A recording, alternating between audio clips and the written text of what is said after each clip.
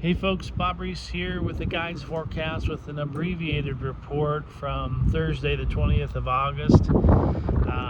Good fishing today, another day on the ocean.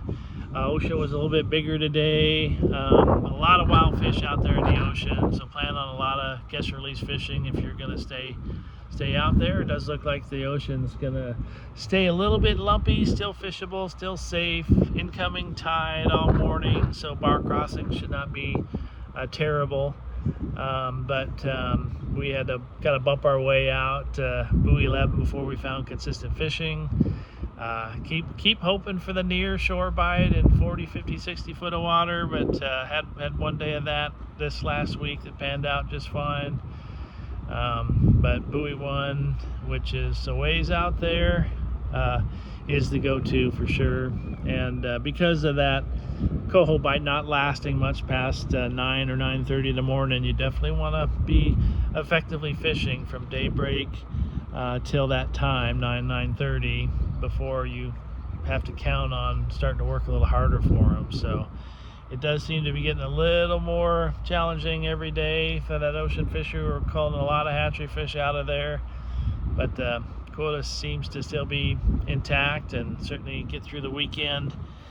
We were at 80% last Sunday. We're certainly getting closer to 90%, but certainly get through the weekend before we hear any potential announcements for a north of Falcon closure. Of course, south of Cape Falcon is closed right now to coho, still open for Chinook.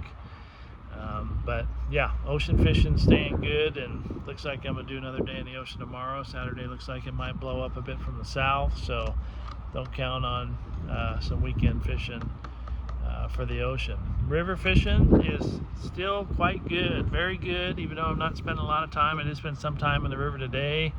I was deeply disappointed not to see a lot of fish on the screen, not to get a lot of bites. On the last part outgoing tide, I didn't have to stick it out to what should have been the best part of the last part of the outgoing tide, because we got our last coho in the river. We came in with 10 from the ocean and got 2 more in the river. Yeah, I was disappointed, thinking one of the reasons why, besides having a few seasick folks, one of the reasons why I want to come to the river is have a crack at a Chinook, and they were non-existent when they should have been existent. So that was disappointing, but we did end the day with a couple of really quality sized coho, which is what we're finding in the river. The coho that folks are catching, and it was really good coho fishing yesterday along the Chinook wing jetties. They are really good graded coho coming into the river. So there were folks that caught fish today at Tongue Point in Blind Channel, which is above the bridge on the Washington side. There were folks catching fish in the anchorage, which has been consistent all week.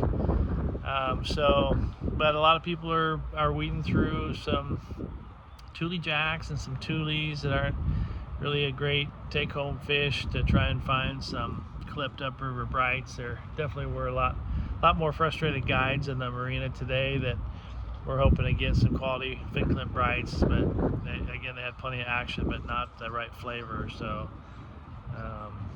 that's too bad that happened that way. So but the fishery down here this season has been exceptional, as a lot of folks know, and that's gonna compromise our future opportunity.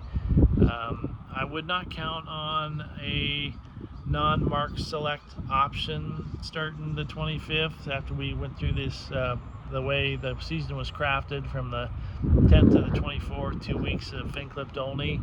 The catches have just been too explosive. There'll be an announcement tomorrow, Friday the 21st, about additional restrictions, which are likely to be